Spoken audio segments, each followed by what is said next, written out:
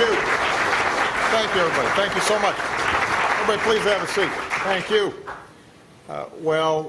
It is wonderful to be here, and I always look forward to an opportunity to speak to some of our top businesses across the country who are hiring people, investing in America, making the economy run. And many of you I've had a chance to interact with before. As you know, oftentimes when I do something like this, I want to spend more time answering questions and having a conversation than giving any formal remarks. Let me just provide a little bit of an introduction. Obviously, over the last couple of months, most of the oxygen in this town has been consumed with two things. One, the government shutdown and the possibility of default that was ultimately resolved. And the second has been the rollout of the Affordable Care Act and the fact that my website's not working the way it's supposed to. And it's entirely legitimate that those have been issues of great concern. The impact of the shutdown and the threat of default, I think, not only did some significant damage to the economy at a time when we didn't need self-inflicted wounds, but it also spoke to some of the larger problems we've seen here in Washington and the sense of dysfunction and the seeming incapacity of both parties in Congress to work together to advance an agenda that's going to help us grow. With respect to the Affordable Care Act, I think people are legitimately concerned because we have a major problem with health care in this country. 41 million people without health insurance, a lot of people underinsured. And once again, how we fix a health care system that's been broken for too many people for too long, I think ends up speaking to how much confidence we have in government and whether we still have the capacity collectively to bring about changes that are going to be good for our economy, good for our businesses, good for the American people. I do want to say, though, that beyond the headlines, we have made real progress in the economy, and sometimes that hasn't gotten enough attention. Some of the tough decisions that we made early on have paid off, decisions that helped us not only recover from a crisis, but begin to lay a stronger foundation for future growth. We refocused on manufacturing and exports, and today our businesses sell more goods and services made in America than ever before around the world. After a decade of shedding jobs, our manufacturing sector has now added about 500,000 new jobs, and it's led by an American auto industry that has come roaring back after decades of decline. We decided to reverse our dependence on foreign oil, and today we generate more renewable energy than ever before and more natural gas than anybody in the world. And for the first time in nearly 20 years, America now produces more of our own oil than we buy from other countries. When I took office, we invested a fraction of what other countries did in wireless infrastructure. And today, it's up nearly 50%, helping companies unleash jobs, innovation, and a booming app economy that's created more than 500,000 jobs. When I took office, only 5% of the world's smartphones ran on American operating systems. Today, more than 80% do. And it's not just in the high-tech economy that we're seeing progress. For example, American farmers are on pace to have one of their best years in decades, and they have consistently been able to export more, make more profits, and help restore rural economies than when we came into office. And yes, we decided to take on a broken healthcare system. And even though the rollout of the new healthcare marketplace has been rough, to say the least, about 500,000 Americans are now poised to gain healthcare coverage beginning January 1st. That's after only a month of sign-up. We also have seen healthcare costs growing at the slowest rate in 50 years. Employer-based health costs are growing at about 1/3 of the rate of a decade ago, and that has an impact on your bottom line. And after years of trillion-dollar deficits, we reined in spending, wound down 2 wars, and began to change a tax code that I believed was too skewed towards the wealthiest among us at the expense of the middle class. And since office, since I took office, we have now cut our deficits by more than half.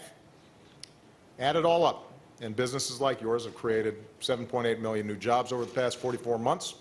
We've gone farther and recovered faster than most other advanced nations. And so, in a lot of ways, America is poised for a breakout. We are in a good position to compete around the world in the 21st century. The question is, are we going to realize that potential? And that means that we've still got some more work to do. Our stock markets and corporate profits are soaring, but we've got to make sure that this remains a country where everyone who works hard can get ahead. And that means we've still got to address long-term unemployment. We still have to address stagnant wages and stagnant incomes. And frankly, we've got to stop governing by crisis here in this town, because if it weren't for Washington's dysfunction, I think all of us agree we'd be a lot further along. The shutdown and the threat of default harmed our jobs market. It cost our economy about $5 billion, and economists predict it will slow our GDP growth this quarter. And it didn't need to happen. It was self-inflicted. We should not be injuring ourselves every few months. We should be investing in ourselves. And in a sensible world, that starts with a budget that cuts what we don't need, closes wasteful loopholes, and helps us afford to invest in the things that we know will help businesses like yours and the economy as a whole: education, infrastructure, basic research and development. We would have a grand bargain for middle-class jobs that combines tax reform with a financing mechanism that lets us create jobs, rebuilding infrastructure that your businesses depend on, but we haven't gotten as much take-up from the other side as we'd like to see so far.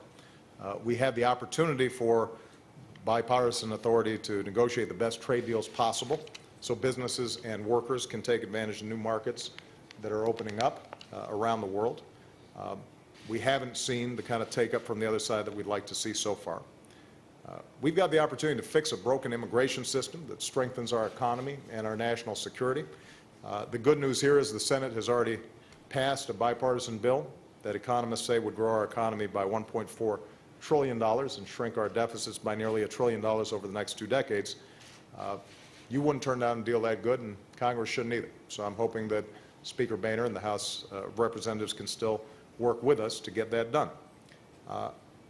And we need to be going all out to prepare our kids and our workers for the demands of a 21st century economy. I've proposed giving every child an early start at success by making high-quality preschool available to every 4-year-old in America. We know that you get more bang for the buck when it comes to early childhood education than just about anything else.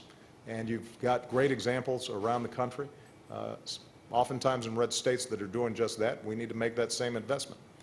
We're working to bring down the costs of a college degree so more young people can get a higher education. And one thing that I'm very excited about, and this has been a good example of a public-private partnership, is the idea of redesigning our high schools to make sure that more young people get hands-on training and develop the skills that they need, particularly in math, science, and engineering, that businesses are looking for. And in fact, today we're announcing a competitive grant program that will encourage more high schools to partner with colleges and local businesses to better prepare our kids for college or a career. And in December, I'll be bringing together college presidents and other leaders to figure out ways to help more low-income students attend and succeed in college. So, just to sum up, my basic message is this. We know what the challenges are. We know what the solutions are. Some of them are tough, but what's holding us back is not a lack of good policy ideas, or even what used to be considered good bipartisan policy ideas. We just have to break through the stubborn cycle of crisis politics and start working together. More obstruction, more brinksmanship won't help anybody. It doesn't help folks politically. My understanding is nobody in this town is doing particularly well at the moment when it comes to the opinions of the American people. But it certainly doesn't help anybody economically. On many of the issues, I think you and I would agree, and I want you to know that I'm rooting for your success. And I look forward to making sure that we are able, in the remaining 3 years that I'm president, to work together to not only improve the business climate, but also improve the prospects for Americans all across the country who have been treading water feel like they're losing ground, are anxious about the future and their children's futures, but I think are still hopeful and still possess that fundamental American optimism. If they see leadership working across the board on their behalf, then I'm confident that we can make enormous progress. So, with that, why don't we get Jerry up here, and I'll start answering his questions. I hope he had some input. If he starts asking me about what happened to the Kansas City Chiefs, I'm not sure I'll have a good answer for that one.